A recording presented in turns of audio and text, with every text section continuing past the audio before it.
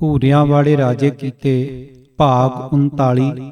ਨਾਦਰ ਸ਼ਾਹ ਦਾ ਹਮਲਾ, ਦਿੱਲੀ ਦੀ ਲੁੱਟ ਅਤੇ ਕਤਲੇਆਮ। ਵਾਹਿਗੁਰੂ ਜੀ ਕਾ ਖਾਲਸਾ, ਵਾਹਿਗੁਰੂ ਜੀ ਕੀ ਫਤਿਹ।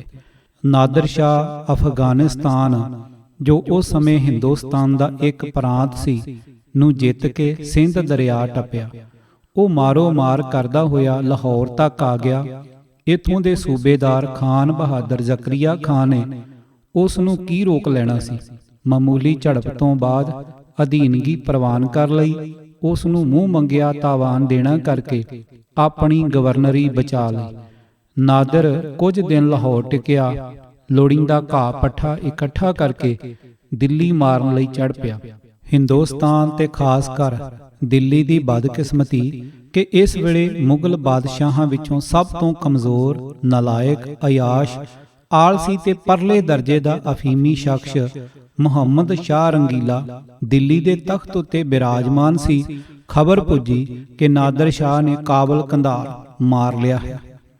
ਨੋਟ: ਬਾਬਰ ਤੋਂ ਲੈ ਕੇ ਔਰੰਗਜ਼ੇਬ ਤੱਕ ਅਫਗਾਨਿਸਤਾਨ, ਜੋ ਕਾਬਲ, ਕੰਧਾਰ, ਹਿਰਾਤ, ਜਲਾਲਾਬਾਦ ਨਾਮਕ ਸੂਬਿਆਂ ਦੇ ਨਾਮ ਨਾਲ ਜਾਣਿਆ ਜਾਂਦਾ ਸੀ, ਇਸ ਨੂੰ ਇੱਕ ਜੁਦਾ ਮੁਲਕ ਦੀ ਸ਼ਕਲ ਵਿੱਚ ਜੋੜ ਕੇ ਇਸ ਖਿੱਤੇ ਦਾ ਨਾਮ ਅਫਗਾਨਿਸਤਾਨ ਰੱਖਣ ਵਾਲਾ ਅਹਿਮਦ ਸ਼ਾਹ ਅਬਦਾਲੀ ਸੀ। ਨਾਦਰ ਸ਼ਾਹ ਦੇ ਹਿੰਦੁਸਤਾਨ ਉੱਤੇ ਹਮਲੇ ਵੇਲੇ ਅਹਿਮਦ ਸ਼ਾਹ ਉਸ ਵੇਲੇ ਕੇਵਲ ਅਹਿਮਦ ਖਾਨ, ਨਾਦਰ ਸ਼ਾਹ ਦੇ ਬਾਡੀਗਾਰਡ ਵਜੋਂ ਉਸ ਦੇ ਨਾਲ ਆਇਆ ਸੀ। ਨਾਦਰ ਸ਼ਾਹ ਜਦ ਈਰਾਨ ਵਿੱਚ ਉਸ ਦੇ ਆਪਣੇ ਫੌਜੀ ਅਫਸਰਾਂ ਹੱਥੋਂ ਕਤਲ ਹੋ ਗਿਆ ਤਾਂ ਅਹਿਮਦ ਖਾਨ ਬੜੀ ਚਤੁਰਾਈ ਨਾਲ ਨਾਦਰ ਸ਼ਾਹ ਦੇ ਬਾਡੀਗਾਰਡ ਦਸਤੇ, ਜੋ ਸਾਰੇ ਦੇ ਸਾਰੇ ਅਫਗਾਨ ਸਨ ਤੇ ਇਸ ਦੇ ਮਾਤਹਿਤ ਸਨ, ਨੂੰ ਈਰਾਨੀ ਫੌਜ ਤੋਂ ਬਚਾ ਕੇ ਹਿਰਾਤ ਵੱਲ ਨੱਸ ਆਇਆ ਸੀ। ਅਫਗਾਨ ਸਰਦਾਰਾਂ ਇਸ ਨੂੰ ਆਪਣਾ ਮੁਖੀ ਚੁਣ ਲਿਆ ਤੇ ਪਿੱਛੋਂ ਜਦ ਬਾਦਸ਼ਾਹ ਚੁਣੇ ਜਾਣ ਦਾ ਸਮਾਂ ਆਇਆ ਤਾਂ ਇਸ ਦੀ ਲਿਆਕਤ, ਬਹਾਦਰੀ ਤੇ ਖਾਨਦਾਨੀ ਉੱਚਤਾ ਨੂੰ ਧਿਆਨ ਵਿੱਚ ਰੱਖ ਕੇ ਸਾਰੇ ਅਫਗਾਨ ਕਬੀਲਿਆਂ ਨੇ ਇਸ ਨੂੰ ਆਪਣਾ ਬਾਦਸ਼ਾਹ ਪ੍ਰਵਾਨ ਕਰ ਲਿਆ। ਸਮੇਂ ਨਾਲ ਜਦ ਇਸ ਨੇ ਲਗਭਗ ਚਹੁੰ ਉੱਪਰਲੇ ਸ਼ਹਿਰਾਂ ਦੇ ਨਾਲ ਉਹਨਾਂ ਦੇ ਇਲਾਕਿਆਂ ਤੇ ਕਬਜ਼ਾ ਕਰ ਲਿਆ ਤਾਂ ਇਸ ਤਰ੍ਹਾਂ ਬਣੀ ਇਕਾਈ ਦਾ ਨਾਮ ਅਫਗਾਨਿਸਤਾਨ ਇਸ ਨੇ ਹੀ ਰੱਖਿਆ ਸੀ। 1747 ਈਸਵੀ ਤੋਂ ਪਹਿਲਾਂ ਅਫਗਾਨਿਸਤਾਨ ਦੇ ਨਾਮ ਨਾਲ ਜਾਣਿਆ ਜਾਣ ਵਾਲਾ ਕੋਈ ਵੀ ਮੁਲਕ ਨਹੀਂ ਸੀ। ਇਹ ਸਭ ਇਸ ਤੋਂ ਪਿੱਛੋਂ ਹੀ ਪ੍ਰਸਿੱਧ ਹੋਇਆ। ਤੁਝ ਕੇ ਬਾਬਰੀ, ਤੁਝ ਕੇ ਜਹਾਂਗੀਰੀ, ਬਾਬਰਨਾਮਾ, ਅਬੁਲ ਫਜ਼ਲ ਦੀ ਲਿਖਤ ਵਿੱਚ ਕਾਬਲ, ਕੰਧਾਰ, ਹਿਰਾਤ ਦਾ ਨਾਮ ਤਾਂ ਆਉਂਦਾ ਹੈ, ਅਫਗਾਨਿਸਤਾਨ ਸ਼ਬਦ ਦੀ ਵਰਤੋਂ ਨਹੀਂ। ਅਸਲ ਵਿੱਚ ਕਾਬਲ ਦਾ ਅਰਥ ਹੀ ਅਜੋਕਾ ਅਫਗਾਨਿਸਤਾਨ ਸਮਝਿਆ ਜਾਂਦਾ ਸੀ। ਹਿੰਦੁਸਤਾਨ ਵਿੱਚ ਆਉਣ ਵਾਲੇ ਅਫਗਾਨਾਂ ਨੂੰ ਕਾਬਲੀ ਹੀ ਕਿਹਾ ਜਾਂਦਾ ਸੀ, ਉਹ ਭਾਵੇਂ ਹਿਰਾਤ ਜਾਂ ਕੰਧਾਰੋਂ ਹੀ ਕਿਉਂ ਨਾ ਆਏ ਹੋਣ। ਮਹਾਰਾਜਾ ਰਣਜੀਤ ਸਿੰਘ ਤੇ ਪਿੱਛੋਂ ਅੰਗਰੇਜ਼ਾਂ ਦੇ ਰਾਜਕਾਲ ਵਿੱਚ ਇਸ ਦਾ ਨਾਮ ਅਫਗਾਨਿਸਤਾਨ ਪ੍ਰਸਿੱਧ ਹੁੰਦਾ ਗਿਆ। 19ਵੀਂ ਸਦੀ ਦੇ ਅੰਤ ਵਿੱਚ ਲਿਖੀ ਗਈ ਕਿਤਾਬ ਦਰਬਾਰੇ ਅਕਬਰੀ, ਜੋ ਕਿ ਉਰਦੂ ਵਿੱਚ ਮੌਲਵੀ ਮੁਹੰਮਦ ਹੁਸੈਨ ਆਜ਼ਾਦ ਦੀ ਲਿਖਤ ਹੈ, ਤੇ ਅਕਬਰ ਦੇ ਰਾਜਕਾਲ ਤੇ ਖਾਸ ਕਰ ਪਠਾਨਾਂ ਨਾਲ ਉਸ ਦੀਆਂ ਲੜਾਈਆਂ, ਜਿਸ ਵਿੱਚ ਬੀਰਬਲ, ਅਕਬਰ ਦਾ ਚਹੇਤਾ ਵੀ ਮਾਰਿਆ ਗਿਆ ਸੀ, ਦੇ ਹਾਲਾਤ ਬੜੇ ਵਿਸਥਾਰ ਨਾਲ ਦਿੱਤੇ ਗਏ ਹਨ। ਉਹ ਵਾਰ-ਵਾਰ ਇਸ ਮੁਲਕ ਦਾ ਨਾਮ ਅਫਗਾਨਿਸਤਾਨ ਲਿਖਦਾ ਹੈ, ਪਰ ਅਕਬਰ ਦੇ ਆਪਣੇ ਸਮੇਂ, ਜੋ 16ਵੀਂ ਸਦੀ ਦੇ ਪਿਛਲੇ ਅੱਧ ਤੇ 17ਵੀਂ ਸਦੀ ਦੇ ਚੜ੍ਹਾਅ ਦੇ ਪਹਿਲੇ 4 ਸਾਲਾਂ ਤੱਕ ਫੈਲਿਆ ਹੋਇਆ ਹੈ, ਵਿੱਚ ਲਿਖੇ ਜਾਣ ਵਾਲੀਆਂ ਫਾਰਸੀ ਤੇ ਹਿੰਦੀ ਪੁਸਤਕਾਂ ਵਿੱਚ ਕਿਤੇ ਵੀ ਅਫਗਾਨਿਸਤਾਨ ਦਾ ਲਫ਼ਜ਼ ਨਹੀਂ ਲਿਖਿਆ ਮਿਲਦਾ। ਨਾਦਰ ਸ਼ਾਹ ਨੇ ਕਾਬਲ, ਕੰਧਾਰ ਫਤਿਹ ਕਰ ਲਿਆ ਹੈ। ਜਦੋਂ ਇਹ ਖਬਰ ਸੁਣ ਕੇ ਦਿੱਲੀ ਦੇ ਤਾਜਦਾਰ ਨੇ ਖਬਰ ਦੇਣ ਵਾਲੇ ਵੱਲ ਇੰਜ ਵੇਖਿਆ ਕਿ ਜਿਵੇਂ ਕੋਈ ਖੁਸ਼ ਖਬਰੀ ਦੇਣ ਵਾਲੇ ਵੱਲ ਤੱਕੇ। ਫਿਰ ਤੇਜ਼ ਰਫ਼ਤਾਰ ਸਾਹੋ ਸਾਹੀ ਹੋਏ ਹਰਕਾਰੇ ਨੇ ਇਤਲਾਹ ਦਿੱਤੀ ਕਿ ਨਾਦਰ ਸ਼ਾਹ ਨੇ ਲਾਹੌਰ ਜਿੱਤ ਲਿਆ ਹੈ ਤੇ ਦਿੱਲੀ ਨੂੰ ਕੂਚ ਕਰਨ ਦੀ ਤਿਆਰੀ ਵਿੱਚ ਜ਼ਰੂਰੀ ਸਾਮਾਨ ਤੇ ਰਸਦ ਪੱਠਾ ਇਕੱਠਾ ਕਰ ਰਿਹਾ ਹੈ। ਅਫੀਮੀ ਬਾਦਸ਼ਾਹ ਦੀ ਪੀਨਕ ਨਹੀਂ ਟੁੱਟੀ। ਜਦ ਅਮੀਰਾਂ ਮਿੰਨਤ ਸਮਾਜਤ ਕੀਤੀ ਕਿ ਹਜ਼ੂਰ ਦਾ ਇਕਬਾਲ ਬੁਲੰਦ ਰਵੇ, ਕੋਈ ਚਾਰਾ ਕਰੀਏ, ਧਾੜ ਵੀ ਚੜ੍ਹਿਆ ਆ ਰਿਹਾ ਹੈ। ਬੁਲੰਦ ਇਕਬਾਲ ਵਾਲੇ ਹਜ਼ੂਰ ਨੇ ਫਰਮਾਇਆ, ਕੀ ਚਿੰਤਾ ਹੈ, ਆਫਤ ਦਿੱਲੀਓਂ ਬਹੁਤ ਦੂਰ ਹੈ। ਰੰਗ ਰਲੀਆਂ ਜਾਰੀ ਰਹੀਆਂ। ਫਿਰ ਸੁਣਾਉਣੀ ਆਈ ਕਿ ਨਾਦਰ ਸਰਹੰਦ ਪਾਸ ਪੁੱਜ ਗਿਆ ਹੈ। ਬਾਦਸ਼ਾਹ ਟਸ ਤੋਂ ਮਸ ਨਹੀਂ ਹੋਇਆ। ਸਿਆਣੇ ਧਨੀ ਲੋਕ ਦਿੱਲੀਓਂ ਖਿਸਕਣੇ ਸ਼ੁਰੂ ਹੋ ਗਏ। ਇਸ ਦੀ ਖਬਰ ਬਾਦਸ਼ਾਹ ਨੂੰ ਮਿਲੀ ਤਾਂ ਉਸ ਨੇ ਸ਼ਹਿਰ ਦੇ ਚਾਰ ਚੁਫੇਰੇ ਚੌਂਕੀਆਂ ਬਿਠਾ ਦਿੱਤੀਆਂ ਕਿ ਕਿਸੇ ਨੂੰ ਸ਼ਹਿਰੋਂ ਨਿਕਲ ਨਹੀਂ ਦੇਣਾ। ਜੋ ਜਾ ਚੁੱਕੇ ਸਨ ਫੜ ਕੇ ਵਾਪਸ ਲਿਆਂਦੇ ਜਾਣ। ਪੀਰਾਂ ਵਜ਼ੀਰਾਂ ਦੇ ਵਾਵੇਲਾ ਮਚਾਉਣ ਤੇ ਜ਼ਿਲ੍ਹੇ ਇਲਾਹੀ ਭਾਵ ਰੱਬੀ ਪਰਛਾਵਾਂ ਨੇ ਨਸ਼ੇ ਦੀ ਮਸਤੀ ਵਿੱਚ ਹੀ ਹੁਕਮ ਦਿੱਤਾ ਕਿ ਫੌਜ ਨੂੰ ਦਿੱਲੀਓਂ ਬਾਹਰ ਭੇਜੋ ਤੇ ਕਹੋ ਕਿ ਇਸ ਨੂੰ ਮਾਰ ਕੇ ਪਿਛਾਂਹ ਮੋੜ ਦੇਵੇ। ਜੇ ਕੁਝ ਮੰਗੇ ਤਾਂ ਦੇ ਦਵਾ ਕੇ ਮਰਦੂਦ। ਹਾਂ, ਮਾਂ ਬਦੌਲਤ ਨੂੰ ਐਵੇਂ ਖਾਮ-ਖਾਂ ਪਰੇਸ਼ਾਨ ਨਾ ਕੀਤਾ ਜਾਵੇ। ਇਹ ਸ਼ਾਹੀ ਫਰਮਾਨ ਜਾਰੀ ਕਰਕੇ ਉੱਚੇ ਇਕਬਾਲ ਵਾਲੇ ਹਜ਼ੂਰ ਸ਼ਤਰੰਜ ਦੀ ਖੇਡ ਵਿੱਚ ਲੀਨ ਹੋ ਗਏ। ਡੂਮਾਂ ਭੰਡਾਂ ਨੱਚਣ ਗਾਉਣ ਵਾਲਿਆਂ ਨੇ ਮਜਲਸ ਜਾਰੀ ਰੱਖੀ। ਦਾਰੂ ਦੇ ਜਾਮ ਛਲਕਦੇ ਛਲਕੀਂਦੇ ਤੇ ਡੁੱਲਦੇ ਰਹੇ। ਸਿਆਣੇ ਸ਼ਹਿਰੀਆਂ ਹਾਲ ਦੁਹਾਈ ਮਚਾਈ, ਵਾਸਤੇ ਪਾਏ। ਲੱਖ ਤੋਂ ਵੱਧ ਫੌਜ ਟਾਕਰੇ ਲਈ ਬਾਹਰ ਨਿਕਲੀ। ਕਰਨਾਲ ਲਾਗੇ ਜਾ ਬੈਠੀ। ਤੋਪਖਾਨਾ ਵੀ ਸਾਥ ਸੀ। ਇੱਕ ਯੋਗ ਸਿਪਾਹ ਸਲਾਰ ਆਗੂ ਖਾਨੇ ਦੌਰਾਨ ਖਾਨ ਨਾਲ ਹੋਣ ਦੇ ਬਾਵਜੂਦ ਫੌਜ ਸਹਿਮੀ ਪਈ ਸੀ। ਟੱਕਰ ਵੀ ਨਾਦਰ ਸ਼ਾਹ ਨਾਲ, ਜਿਸ ਦੀ ਦਹਿਸ਼ਤ ਸਾਰੇ ਏਸ਼ੀਆ ਭਰ ਵਿੱਚ ਫੈਲੀ ਹੋਈ ਸੀ। ਇਸੇ ਸ਼ਹਿਰ ਪਾਸ ਲੜਾਈ ਆਰੰਭ ਹੋਈ। ਨਾਦਰੀ ਫੌਜ ਨੇ ਮੁਗਲਿਆ ਫੌਜ ਨੂੰ ਬਿੱਲੀ ਦੇ ਚੂਚਾ ਮਰੋੜਨ ਵਾਂਗ ਗੁੱਛੀ ਕਰਕੇ ਸੁੱਟ ਦਿੱਤਾ। ਪਹਿਲੇ 2 ਘੰਟਿਆਂ ਵਿੱਚ 30,000 ਹਿੰਦੁਸਤਾਨੀ ਸਿਪਾਹੀ ਈਰਾਨੀਆਂ ਹੱਥੋਂ ਮਾਰੇ ਤੇ ਇਸ ਤੋਂ ਵੱਧ ਘਾਇਲ ਹੋ ਗਏ। ਵੇਖਦਿਆਂ ਵੇਖਦਿਆਂ ਲੱਖ ਤੋਂ ਵੱਧ ਫੌਜ ਜੋ ਲੜਨ ਆਈ ਸੀ ਤਿੱਤਰ ਬਿੱਤਰ ਹੋ ਗਈ। ਮੁਰਦੇ ਤੇ ਜ਼ਖਮੀ ਕੌਣ ਸੰਭਾਲੇ?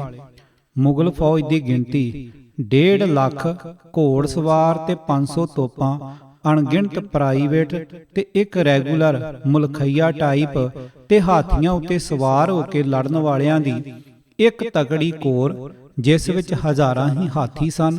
ਮੁਗਲ ਫੌਜਾਂ ਦਾ ਕਮਾਂਡਰ ਖਾਨੇ ਦੌਰਾਨ ਖਾਨ ਸੀ। ਨਾਦਰ ਸ਼ਾਹ ਦੀ ਫੌਜ ਦੀ ਗਿਣਤੀ ਕਈ ਗੁਣਾ ਘੱਟ ਸੀ, ਪਰ ਸੀ ਫੌਜ ਜੰਗਾਂ ਯੁੱਧਾਂ ਵਿੱਚ ਗੁੜੀ ਹੋਈ ਤੇ ਸਿਖਲਾਈ ਵਿੱਚ ਨਿਪੁੰਨ। ਲੜਾਈ ਦੇ ਪਹਿਲੇ 2 ਘੰਟਿਆਂ ਵਿੱਚ ਮੁਗਲ ਸਿਪਾਹ ਸਾਲਾਰ ਖਾਨੇ ਦੌਰਾਨ ਖਾਨ ਮਾਰਿਆ ਗਿਆ। ਅਵਧ ਦਾ ਵਾਇਸਰਾਏ ਸਾਦਾਤ ਖਾਨ ਫੜਿਆ ਗਿਆ। 10 ਉੱਘੇ ਰਾਜੇ ਤੇ ਨਵਾਬ ਮਾਰੇ ਗਏ। ਬਾਕੀ ਮਰਨ ਵਾਲਿਆਂ ਦੀ ਗਿਣਤੀ 30,000 ਸੀ। ਇੰਨੀ ਕੋ ਗਿਣਤੀ ਜ਼ਖਮੀਆਂ ਦੀ ਸੀ। ਨਾਦਰ ਸ਼ਾਹ ਜੇਤੂ ਦੀ ਹੈਸੀਅਤ ਵਿੱਚ ਦਿੱਲੀ ਆਣ ਵੜਿਆ। ਕਿਲੇ ਦਾ ਕਬਜ਼ਾ ਲੈ ਲਿਆ। ਸਾਰਾ ਸਮਾਨ ਸੰਭਾਲ ਲਿਆ। ਨਾਦਰ ਸ਼ਾਹ ਨੇ ਜਦ ਉੱਚੇ ਇਕਬਾਲ ਵਾਲੇ ਬਾਦਸ਼ਾਹ ਹਜ਼ੂਰ ਨੂੰ ਪੁੱਛਿਆ ਕਿ ਤੇਰੀ ਫੌਜ ਸਣੇ ਜਰਨੈਲ ਦੇ ਲੜਾਈ ਛੱਡ ਕੇ ਨੱਸ ਗਈ, ਸ਼ਹਿਰ ਦੇ ਪਹਿਰੇਦਾਰ ਫਰਾਰ ਹੋ ਗਏ, ਕਿਲੇ ਦੇ ਰਾਖੇ ਤੇ ਤੁਹਾਡੇ ਅੰਗ ਰੱਖਿਅਕ ਤੇ ਹੋਰ ਹਾਲੀ ਹਵਾਰੀ ਸਾਨੂੰ ਆਉਂਦਿਆਂ ਨੂੰ ਸੁਣ ਕੇ ਤੁਹਾਨੂੰ ਛੱਡ ਕੇ ਭੱਜ ਗਏ, ਤਾਂ ਤੁਸੀਂ ਆਪਣੀ ਜਾਨ ਬਚਾਉਣ ਲਈ ਕਿਉਂ ਨਾ ਦੌੜੇ? ਕਿਉਂ ਨਾ ਕਿਧਰੇ ਨੱਸਣ ਦਾ ਯਤਨ ਕੀਤਾ? ਅਫੀਮੀ ਹਜ਼ੂਰ ਵਾਲਾ ਨੇ ਉੱਤਰ ਦਿੱਤਾ, ਬਰਾਦਰ, ਨੱਸਦਾ ਕਿਵੇਂ? ਮੈਨੂੰ ਮੌਜੇ ਭਾਵ ਜਰਾਬਾਂ ਤੇ ਜੁੱਤੇ ਪਹਿਨਾਉਣ ਵਾਲਾ ਹੀ ਪਾਸ ਕੋਈ ਨਹੀਂ ਸੀ ਰਹਿ ਗਿਆ। ਕਿਵੇਂ ਦੌੜਦਾ? ਇਹੋ ਜਿਹਾ ਮਰੀਅਲ ਤੇ ਸੜੀਅਲ ਬਾਦਸ਼ਾਹ ਨਾਦਰ ਸ਼ਾਹ ਵਰਗੇ ਤੁੰਦ ਅਤੇ ਖੂਨਖਾਰ ਬਘਿਆੜ ਤੋਂ ਹਿੰਦੁਸਤਾਨ ਤੇ ਦਿੱਲੀ ਨੂੰ ਕਿਵੇਂ ਬਚਾ ਸਕਦਾ ਸੀ? ਕਮਜ਼ੋਰ ਹਾਕਮ ਮੁਲਕ ਲਈ ਰੱਬੀ ਕਹਿਰ ਹੁੰਦਾ। ਨਾਦਰ ਦਿੱਲੀ ਸ਼ਹਿਰ ਤੇ ਇਰਦ ਗਿਰਦ ਦੇ 10-10 ਕੋਹ ਤੱਕ ਪਿੰਡਾਂ ਤੇ ਸ਼ਹਿਰ ਲੁੱਟਦਾ ਫੂਕਦਾ ਰਿਹਾ। ਸਾਰਾ ਸ਼ਹਿਰ ਅਮੀਰ ਗਰੀਬ ਨਿੰਬੂ ਵਾਂਗ ਨਿਚੋੜ ਸੁੱਟੇ। ਲੋਕ ਕੌਡੀਆਂ ਤੋਂ ਹੌਲੇ ਕਰ ਦਿੱਤੇ। ਕਿਸੇ ਪਾਸ ਪਾਈ ਪੈਸਾ ਨਾ ਛੱਡਿਆ।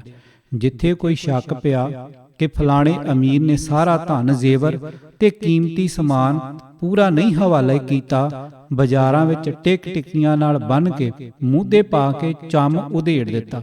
ਨੀਹਾਂ ਤੇ ਫਰਸ਼ਾਂ ਤੱਕ ਖੁਦਵਾ ਦਿੱਤੇ। ਹਿੰਦੂ ਤੇ ਮੁਸਲਮਾਨ ਇੱਕ ਸਾਰ ਰਗੜੇ। ਬਾਦਸ਼ਾਹ ਦੀ ਸਹਿਜ਼ਾਦੀ ਆਪਣੇ ਪੁੱਤ ਨਾਸਰ ਸ਼ਾਹ ਨਾਲ ਜ਼ੋਰੀ ਵਿਆਹੀ। ਫੌਜੀ ਅਫਸਰਾਂ ਹਿੰਦੁਸਤਾਨੀ ਅਮੀਰਾਂ ਦੀਆਂ ਲੜਕੀਆਂ ਜ਼ਬਰਦਸਤੀ ਨਿਕਾਹੀਆਂ। ਜੋ ਮਨ ਆਇਆ ਕੀਤਾ, ਕੌਣ ਕਿਸੇ ਨੂੰ ਵਰਜੇ। ਫਿਰ ਇੱਕ ਦਿਨ ਅਫਵਾਹ ਉੱਡ ਗਈ ਕਿ ਨਾਦਰ ਸ਼ਾਹ ਨੂੰ ਕਤਲ ਕਰ ਦਿੱਤਾ ਹੈ। ਇੱਕ ਥਾਂ ਕਬੂਤਰਾਂ ਤੋਂ ਝਗੜਾ ਹੋ ਗਿਆ। ਆਤਰ ਹੋਏ ਹਿੰਦੁਸਤਾਨੀ ਲੋਕਾਂ ਕੁਝ ਈਰਾਨੀ ਸਿਪਾਹੀ ਕਤਲ ਕਰ ਦਿੱਤੇ। ਨਾਦਰ ਸ਼ਾਹ ਨੂੰ ਪਤਾ ਲੱਗਾ ਤਾਂ ਦਿੱਲੀ ਉੱਤੇ ਖੁਦਾਈ ਕਹਿਰ ਟੁੱਟ ਪਿਆ। ਕਤਲੇਆਮ ਦਾ ਹੁਕਮ ਦੇ ਦਿੱਤਾ। ਬੱਚੇ, ਬੁੱਢੇ, ਔਰਤਾਂ ਤੇ ਜਵਾਨ ਲੱਖਾਂ ਦੀ ਗਿਣਤੀ ਵਿੱਚ ਮੌਤ ਦੇ ਘਾਟ ਉਤਾਰ ਦਿੱਤੇ ਗਏ। ਬਾਦਸ਼ਾਹ ਰੰਗੀਲਾ ਕੁਝ ਦਰਬਾਰੀਆਂ ਨੂੰ ਨਾਲ ਲੈ ਕੇ ਨਾਦਰ ਸ਼ਾਹ ਦੇ ਪੇਸ਼ ਹੋਇਆ ਤੇ ਕਤਲੇਆਮ ਬੰਦ ਕਰਨ ਲਈ ਮਿੰਨਤ ਕੀਤੀ। ਮੁਹੰਮਦ ਸ਼ਾਹ ਰੰਗੀਲਾ ਆਪਣੇ ਕੁਝ ਚੋਣਵੇਂ ਦਰਬਾਰੀਆਂ ਨੂੰ ਨਾਲ ਲੈ ਕੇ ਨਾਦਰ ਸ਼ਾਹ ਪਾਸ ਰੌਸ਼ਨ ਦੌਲਾ ਦੀ ਸੁਨਹਿਰੀ ਮਸਜਿਦ, ਜੋ ਗੁਰਦੁਆਰਾ ਸੀਸ ਗੰਜ ਦੇ ਬਿਲਕੁਲ ਲਹਿੰਦੇ ਪਾਸੇ ਤੇ ਹੈ, ਦੋਹਾਂ ਦੀ ਦੀਵਾਰ ਸਾਂਝੀ ਹੈ, ਵਿਖੇ ਗਿਆ, ਜਿੱਥੇ ਨਾਦਰ ਸ਼ਾਹ ਤਲਵਾਰ ਸੂਤੀ ਬੈਠਾ ਸੀ। ਸਾਰਿਆਂ ਉਸ ਦੇ ਸਾਹਮਣੇ ਗੋਡਿਆਂ ਪਰਨੇ ਹੋ ਕੇ ਸਜਦੇ ਵਕਤ ਨੱਕ ਨਾਲ ਲਕੀਰਾਂ ਕੱਢੀਆਂ ਤੇ ਦੁਹਾਈ ਪਾਈ ਕਿ ਅੱਲਾ ਦੇ ਨਾਮ ਤੇ ਰਹਿਮ ਕੀਤਾ ਜਾਵੇ। ਸ਼ਹਿਰ ਤਾਂ ਸਾਰਾ ਮੌਤ ਦੇ ਘਾਟ ਉਤਾਰਿਆ ਜਾ ਰਿਹਾ ਹੈ। ਸ਼ਹਿਨਸ਼ਾਹ ਸਲਾਮਤ, ਰਹਿਮ ਕਰੋ। ਨਾਦਰ ਨੇ ਤਲਵਾਰ ਮਿਆਨ ਵਿੱਚ ਕਰ ਲਈ। ਕਤਲੇਆਮ ਬੰਦ ਹੋ ਗਿਆ, ਪਰ ਕੁਝ ਦੇਰ ਬਾਅਦ ਕਿਸੇ ਮਾਮੂਲੀ ਗੱਲੋਂ ਉਸ ਦਾ ਗੁੱਸਾ ਭੜਕ ਪਿਆ। ਮੁਗਲਪੁਰਾ ਦੇ 6000 ਆਦਮੀ ਮੌਤ ਦੇ ਘਾਟ ਉਤਾਰ ਦਿੱਤੇ। ਦਿੱਲੀ ਦੇ ਚਫੇਰੇ ਦੇ ਪਿੰਡਾਂ ਦੇ ਆਦਮੀ ਇੱਕ ਵੱਡਿਓਂ ਕਤਲ ਕੀਤੇ ਗਏ। ਸ਼ਾਹੀ ਬਾਜ਼ਾਰ, ਜਿੱਥੇ ਸਭ ਤੋਂ ਪਹਿਲਾਂ ਈਰਾਨੀ ਫੌਜ ਵਿਰੁੱਧ ਹੰਗਾਮਾ ਉੱਠ ਖੜਾ ਹੋਇਆ ਸੀ, ਵਿੱਚੋਂ 700 ਕੈਦ ਕੀਤੇ ਆਦਮੀਆਂ ਦੇ ਨੱਕ ਕੰਨ ਵਢਵਾ ਦਿੱਤੇ। ਕਤਲੇਆਮ ਦਾ ਹੁਕਮ ਤਾਂ ਵਾਪਸ ਹੋ ਗਿਆ, ਪਰ ਡਰਦੇ ਮਾਰੇ ਲੋਕ ਕਈ ਦਿਨ ਅੰਦਰੋਂ ਬਾਹਰ ਨਾ ਨਿਕਲੇ, ਨਾ ਬਾਹਰੋਂ ਸ਼ਹਿਰ ਵਿੱਚ ਹੀ ਕੋਈ ਆਵੇ। ਮੁਰਦਿਆਂ ਦੀ ਬਦਬੂ ਇੰਨੀ ਫੈਲੀ ਕਿ ਸਾਹ ਲੈਣਾ ਔਖਾ ਹੋ ਗਿਆ। ਢਿੰਡੋਰਾ ਪਿਟਵਾ ਕੇ ਲੋਕਾਂ ਨੂੰ ਬਾਹਰ ਕੱਢਿਆ। ਹੁਕਮ ਹੋਇਆ ਕਿ ਗਲੀਆਂ ਸੜੀਆਂ ਲਾਸ਼ਾਂ ਧੂ ਕੇ ਜਮਨਾ ਵਿੱਚ ਸੁੱਟਵਾਈਆਂ। ਕੁਝ ਦੇਰ ਪਿੱਛੋਂ ਦਿੱਲੀ ਵਿੱਚ ਬੜੀ ਵੱਡੀ ਬਿਮਾਰੀ ਪਈ, ਜਿਸ ਨੇ ਬੱਚਿਆਂ ਖੁਚਿਆਂ ਨੂੰ ਹੁੰਜਾ ਫੇਰ ਦਿੱਤਾ। ਅੱਜ ਵੀ ਜਦ ਕਿਤੇ ਸਿਆਣੇ ਤੇ ਵਡੇਰੀ ਉਮਰ ਦੇ ਬਜ਼ੁਰਗ ਨਾਦਰ ਸ਼ਾਹ ਦੇ ਹਮਲੇ ਦਾ, ਜਿਸ ਬਾਰੇ ਉਹਨਾਂ ਆਪਣੇ ਪੁਰਖਿਆਂ ਤੋਂ ਤੇ ਉਹਨਾਂ ਅਗਲਿਆਂ ਤੋਂ ਸੁਣ ਰੱਖਿਆ ਸੀ, ਜ਼ਿਕਰ ਕਰਨ ਤਾਂ ਆਵਾਜ਼ ਵਿੱਚ ਲਰਜ਼ਾ ਪੈਦਾ ਹੋ ਜਾਂਦਾ ਹੈ। ਭਾਵੇਂ ਇਸ ਕਹਿਰ ਵਾਪਰੇ ਨੂੰ 250 ਸਾਲ ਤੋਂ ਕੁਝ ਉੱਪਰ ਸਮਾਂ ਹੋ ਚੁੱਕਿਆ ਹੈ। ਭੂਰਿਆਂ ਵਾਲੇ ਰਾਜੇ ਕੀਤੇ, ਭਾਗ 39। ਲੇਖਕ ਪ੍ਰਿੰਸੀਪਲ ਸਵਰਨ ਸਿੰਘ ਚੂਸਲੇਵੜ। ਆਵਾਜ਼ ਭਾਈ ਗੁਰਜੰਟ ਸਿੰਘ ਰੂਪੋਵਾਲੀ। ਵਾਹਿਗੁਰੂ ਜੀ ਕਾ ਖਾਲਸਾ, ਵਾਹਿਗੁਰੂ ਜੀ ਕੀ ਫਤਿਹ।